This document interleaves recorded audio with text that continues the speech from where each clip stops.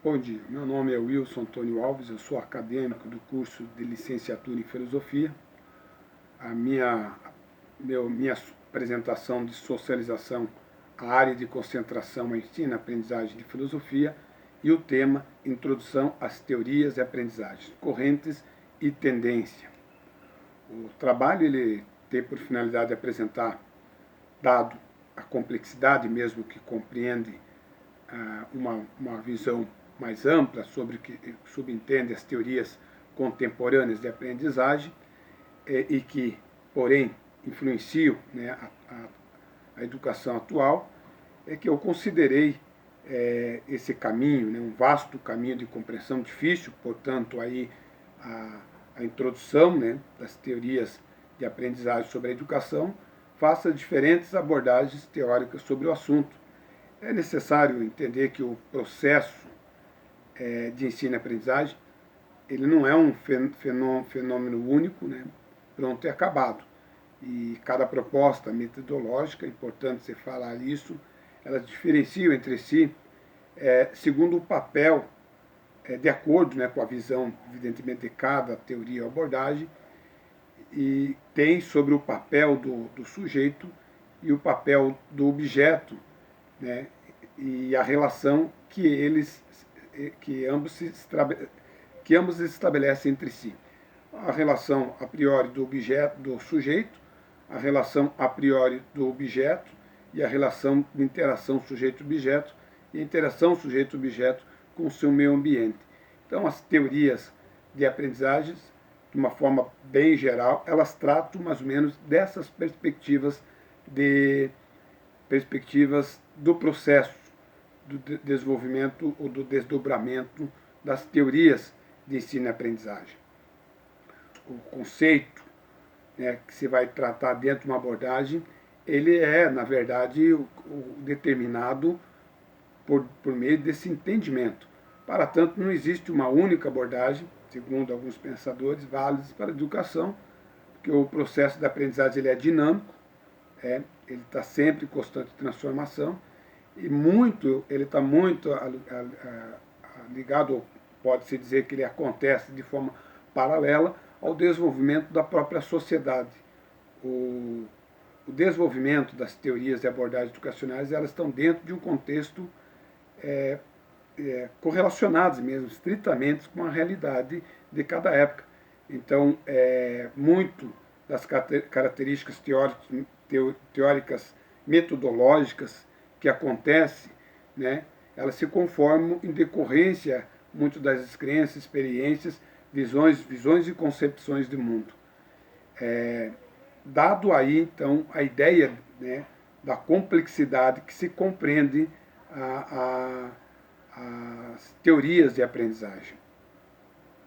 Eu tinha como objetivo, principal objetivo, na elaboração do projeto, da apresentação do projeto de socialização e na elaboração do meu projeto de estágio, era propor as reflexões dos alunos, estimular a reflexão e a importância de o aluno compreender como se acontece, ocorre cada um desses processos. Também desenvolver estratégias pedagógicas de ensino com base em determinadas abordagens de aprendizagem que facilite mesmo a aquisição de novos conhecimentos e o desenvolvimento de das potencialidades, evidentemente, e habilidades pelos alunos. Também tive a preocupação dos meus objetivos de utilizar as teorias de aprendizagem como uma ferramenta com potencial, com possibilidade para solucionar problemas ali, né, inerentes à relação educacional, promovendo uma inovação e melhorias da qualidade do ensino.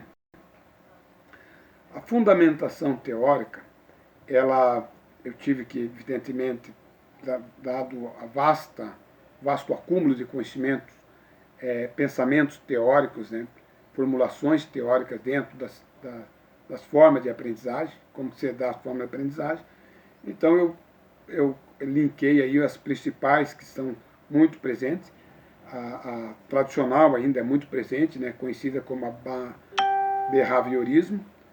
Essas teorias behavioristas, elas são consideradas também como comportamentalistas, que elas têm a base delas, né, do desenvolvimento lá da teoria, no desenvolvimento das teorias, de aprendizagem, como que se dá, e que se dividiram as duas escolas, ou duas vertentes, né, uma do empirismo e a outra do racionalismo, e cada uma dessas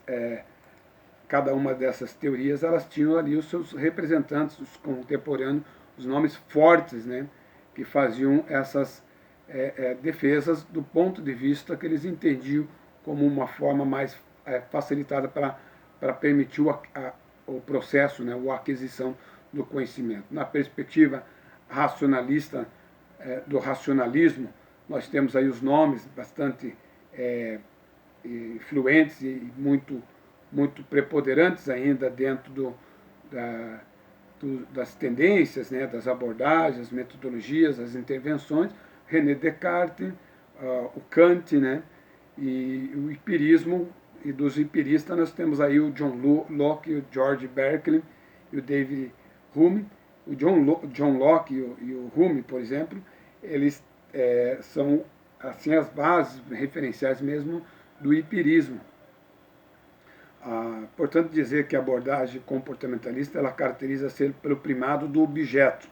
Eles acreditavam que o ser humano, o comportamentalismo, o behaviorismo, né, que é a mesma coisa, são considerados como abordagens ou teorias de aprendizagens tradicionais. Eles tinham o empirismo, né, como a base de formulação do conhecimento, porque eles entendiam que o ser humano se dava pela conformação dos corpos, pelo comportamento, alinhamento das pessoas, e que muito da construção do conhecimento ele se dava por estímulos. Tem um filósofo muito conhecido, referencial desses experimentalismo, né? O John Watson, que ele fez o experimento com cachorro, fez experimento até com criança, no sentido que ele queria tratar objetos neutros e transformá-los em instrumentos condicionados que funcionasse como ou estimulasse uma resposta do organismo, ou seja, né, do objeto, do sujeito objeto, né, de estudo. Então, o comportamentalismo, né, na abordagem do comportamentalismo, o sujeito, o organismo, ou seja, né, a pessoa, o sujeito, o aluno, ele está sujeito, ele não é um sujeito, ele está sujeito às contingências do meio, e o conhecimento é considerado cópia de algo que é dado pelo mundo externo.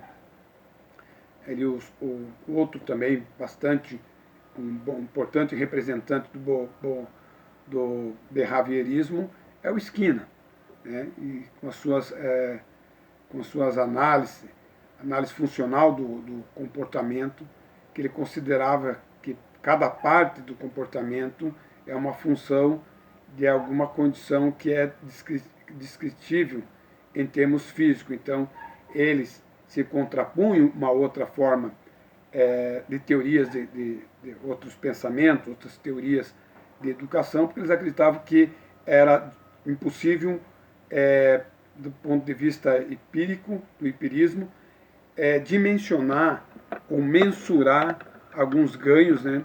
Então eles não tinham isso como ciência, uma teoria científica, quando se tratava do campo subjetivo do ser humano. Eles desconsideravam isso porque eles achavam que era improvável ou impossível de se mensurar, tanto na perspectiva quantitativa ou qualitativa, né, esses resultados teóricos de outras abordagens, como a abordagem humanista, a abordagem cognitivista, a abordagem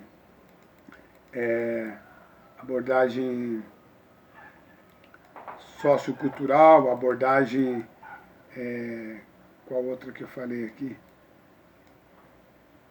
é isso, né? Cognitivista, a construtivista, comportamentalista, e a humanista e a sociocultural, que são essas principais teorias que elas versam na relação do primado ora primado do sujeito, ora primado do objeto, ora relação, interação sujeito-objeto e ora relação sujeito-objeto com o seu meio ambiente. Né? Então, o que se distingue disso, né, dessas teorias comportamentalistas, de outras das teorias de aprendizagem de cunho, por exemplo, humanista, é que na tendência do ponto de vista da análise do desenvolvimento humano, né, nas teorias humanistas, o conhecimento ele se dá pelo interacionismo, por um viés do interacionismo que o próprio Rogen e o Nelly já defendiam, né, como as principais, como na obra, por exemplo, Nelly, numa obra dele, Liberdade Sem Medo, ele propunha que as crianças desenvolvessem intervenções, porque defendia que a educação, o desenvolvimento intelectual, não era bastante se esses alunos não tivessem a possibilidade do desenvolvimento da interação ali, né, aquilo que ele chamava de interacionismo, da concepção rogeriana mesmo, né, também o ponto, nesse sentido, afirmava que o ser humano significa ser uma totalidade, um organismo em processo de interação, sempre, né, e um ser independente, ou seja, nós dependemos do outro, da relação com o outro, né, e mesmo que sejam diferentes e autônomos como tal, eles devem reconhecer a importância da interação, da relação sujeito-objeto e uma relação profunda com o seu meio. Na abordagem cognitivista, nós temos Jean Piaget, né, que é um dos principais referenciais, que ele entendia que conhecer um objeto é agir sobre e transformá-lo, aprendendo o mecanismo dessa transformação. Então, basicamente, na abordagem humanista, o enfoque está predominantemente no sujeito. A educação, ela deve, na concepção, na teoria, né, na abordagem humanista, a educação ela deve ser ao mesmo tempo intelectual e emocional, e considerar também as necessidades psíquicas do aluno. Né? Então, já tem uma visão, a abordagem humanista, diferente da abordagem behaviorista, que o desenvolvimento intelectual ele se facilita, né? E a forma tem que se considerar que a disciplina e o castigo ele gera o medo, e o medo gera hostilidade, e com hostilidade não há processo, apreensão de conhecimento, nem o desenvolvimento de conhecimentos novos. A abordagem humanista, o enfoque, ela está predominantemente no sujeito. Então se entende, considera que o sujeito como principal elaborador do conhecimento, por exemplo, propõe que a criança se desenvolva sem intervenção e defenda que na educação o desenvolvimento intelectual não é o bastante. Então, precisa da relação do interacionismo, tem muito, né, dessas características teóricas, e a educação, na concepção da abordagem humanista, ela deve ser ao mesmo tempo intelectual e emocional, diferente da concepção behaviorista, né, diferente, considera que as necessidades psíquicas das crianças e que a disciplina deve ser considerada, né, as necessidades psíquicas das crianças, e que a disciplina e castigo eles geram medo, e medo gera utilidade, e não faz parte de processo, objetivamente não faz parte do processo de aquisição de conhecimento. Né? Então tem os principais representantes da concepção humanista, as concepções rogerianas, que entendo ser como uma totalidade, um organismo em processo de interação, um ser independente, diferente, autônomo, mas como tal, devendo ser aceito e respeitado da forma que é, porque compreende todo o complexo também da dimensão humana. O conhecimento, então, na abordagem humanista, segundo o que prevê Roger, que se refere ao indivíduo, uma percepção que se refere ao indivíduo, é a percepção à realidade, e que não e caso exista, né, no indivíduo algum conhecimento, ele se dá através desse processo de interação humana, né, na interação com o outro, na interação com o meio, também é muito da característica da abordagem, muito característico da abordagem humanista. O ensino-aprendizagem praticamente se caracteriza pelo primado do sujeito, então, onde que implica criar, eles entendem que é necessário criar formas para que o aluno possa, a partir de suas próprias experiências, estruturar-se e agir, né, diante de determinadas situações da realidade. Mas ele precisa selecionar, entende que precisa ter um conjunto de técnicas que permite dirigir, né, o aluno sem ser dirigido, que na verdade eles estão querendo se referir aqui do professor no papel de mediador, né, ou quem sabe até mesmo facilitador. Na avaliação humanista, né, ela deve assumir que o aluno, né, quer dizer, ela entende que o aluno tem que assumir a responsabilidade perante as formas, né, e de controle, né, do seu processo de aprendizagem. E ele mesmo, né, avaliar aí se os objetivos foram alcançados ou não. Então é um ensinamento para a autonomia mesmo do aluno, né, nesse sentido. O professor mesmo com um processo de mediador mesmo, facilitador, talvez seria o termo mais adequado. No conhecimento cognitivista, na concepção, um dos grandes nomes teóricos dessa teoria, né, um dos grandes teóricos, pensadores teóricos, é o Jean Piaget, né, que refere-se aos processos centrais dos indivíduos. Ele entendia que o conhecimento, o processo de informação, como se dava, né, a organização do conhecimento, por meio desses processos do pensamento, da parte do exercício cognitivo, eles estão muito relacionados à tomada de decisão. Então, ele entendia que a abordagem cognitiva dá ênfase à capacidade do aluno integrar as informações e processá-las. Entendia também que o conhecimento se dava por formas de grades, né? Com base já num conhecimento, se cria outras estruturas, né? Então, como ele colocou assim essa representação como grade, sobre outras estruturas já de conhecimento, e elas se conformam, né? E esse conhecimento não invalida o conhecimento de antes, ele lapida e acrescenta, e isso é entendido, né, em palavras de forma mais gerais, o que entendia o conhecimento cognitivista, da abordagem cognitivista, das teorias cognitivistas, né, como se dá o conhecimento para Jean Piaget. Ele entendia que os processos operatórios de aquisição do conhecimento, eles admitiam duas fases, né? Ele colocou muito claro isso, que é a fase exógena, que é a fase da construção, da cópia, da repetição, e a fase endógena, que é a fase da compreensão das relações, né? Da construção, né, da cópia desse mundo, né, que se traz para dentro das suas estruturas, através da fase endógena, é a compreensão dessas relações e as combinações possíveis que se dá.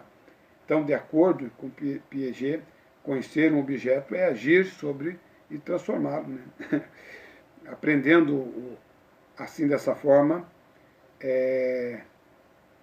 aprendendo que o mecanismo dessa transformação são vinculados com as ações transformadoras.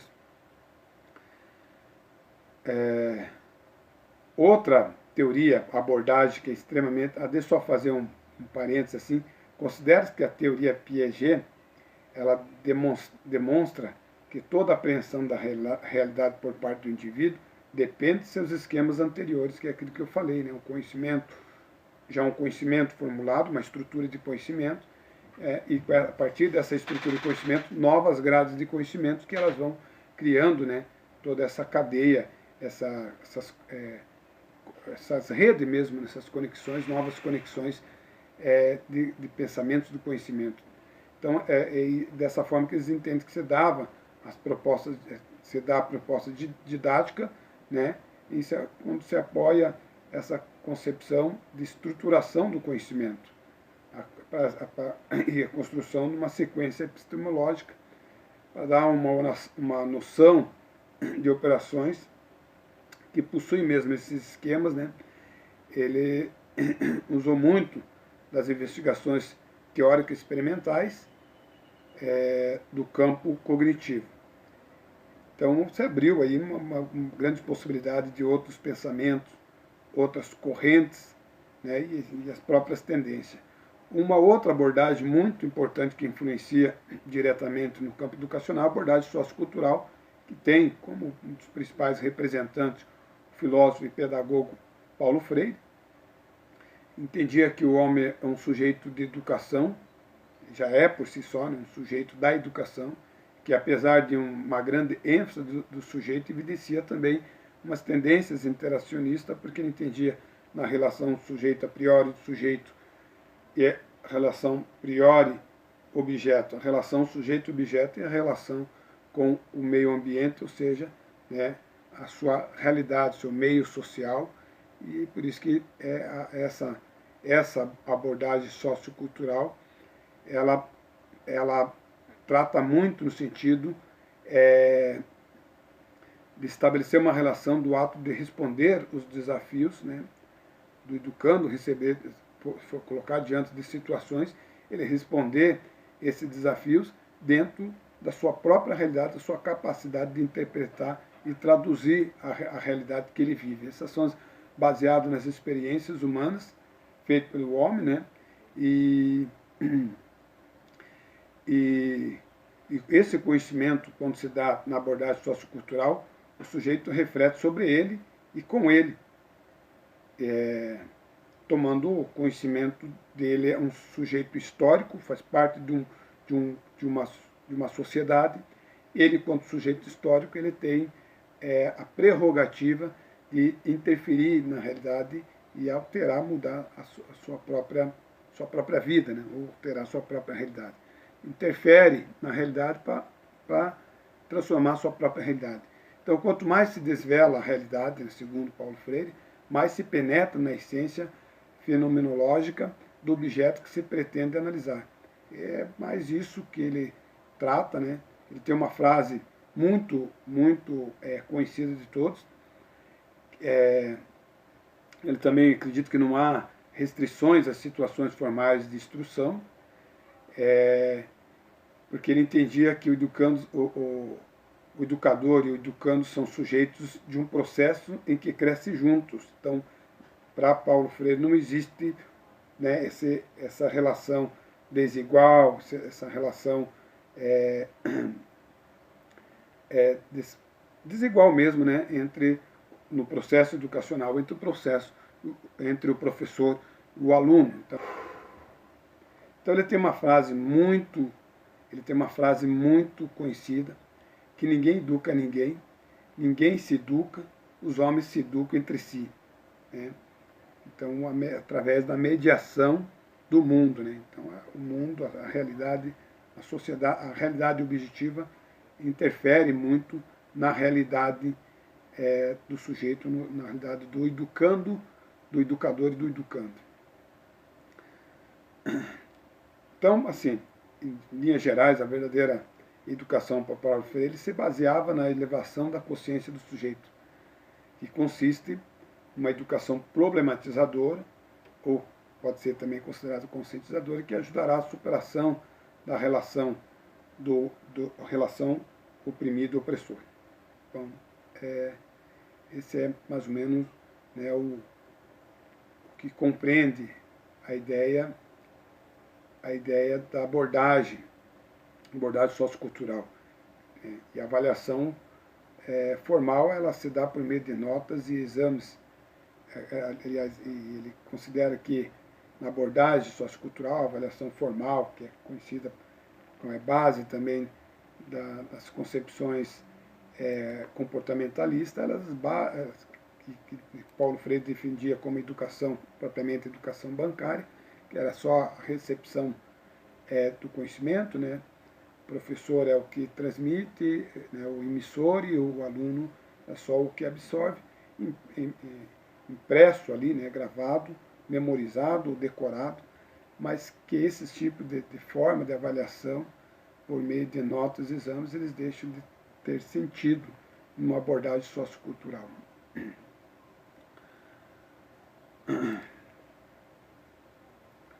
Bom, eu tinha metodologia, propor a reflexão como metodologia, tive como metodologia propor a reflexão dos alunos sobre as possibilidades de aprendizagem.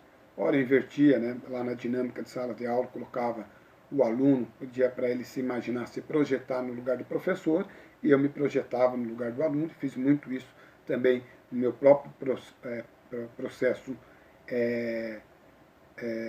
durante o processo de observação, né, me ajudou muito também nessa compreensão, nessa sensibilidade de entender que, como Paulo Freire mesmo previa, que a educação ela se dá de uma forma de relação, onde o mundo é o que faz a mediação, né, do conhecimento. Relacionar novas informações com os outros conhecimentos prévios, que é já da concepção de Jean Piaget, né, das teorias, das concepções cognitivistas, que entende que os conhecimentos prévios é utilizar a avaliação e, através daí desses conhecimentos, relacionar novas informações como impressões, e a utilizar essas avaliações, a utilizar essas formas também entendendo a avaliação numa perspectiva qualitativa sobre os temas e atividades pedagógicas que apresentei em sala de aula. O outro forma, né, também entendi como uma forma importante da metodologia, foi a problematização dos conteúdos, dos temas, e propor aí sempre, né, na medida possível, estimular os alunos ao pensamento crítico e à compreensão dos alunos, à reflexão e um pensamento crítico, né. A observação, o estudo das três principais teorias de aprendizagem, a comportamentalista, o behaviorismo, a humanista, a cognitivista, construtivista, né, a sociocultural. Bom, foi através do estudo dessas principais teorias que eu entendi a importância de conhecer também o espaço físico e conhecer o seu projeto político-pedagógico, para ver como funcionavam as escolas e as condições que a própria PPP, né, a própria orientação política da grade curricular da escola me permitiria para na hora da minha abordagem ali no estágio educacional. A instituição concedente de minha regência foi o Colégio Estadual Eurives Brandão, localizado na rua Jair Coelho, no conjunto Diadema, na cidade de Curitiba, né, cidade industrial, a SIC, Cidade Industrial de Curitiba. E eu considero que o projeto político-pedagógico muito completo mesmo, tinha mais de 400 e poucas páginas, e subentendia muitas coisas, né, o projeto, e deu para ver que estava muito... a estrutura física da escola, ela tinha todas as condições adequadas para isso, né, desde do quadro de funcionários, né, os diretores, os secretários de escola, os técnicos administrativos, os secretários, né, os adjuntos, os auxiliares ali, né, e tinha laboratório de biblioteca, evidentemente, laboratório de informática, sala multimídia, uma quadra de esportiva fechada, um espaço próprio para o recreio, né? Então ali as refeições também para as merendas.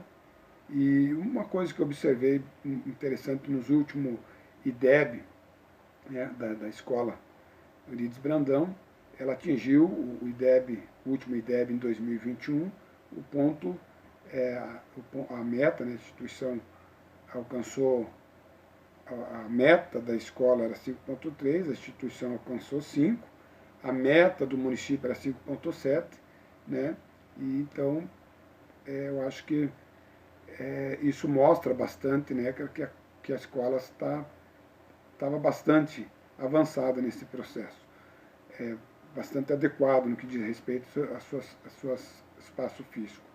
O roteiro de entrevista, os planos de aulas foram elaborados da entrevista, como falei, né, prevendo aí a questão do projeto político-pedagógico, né, e eu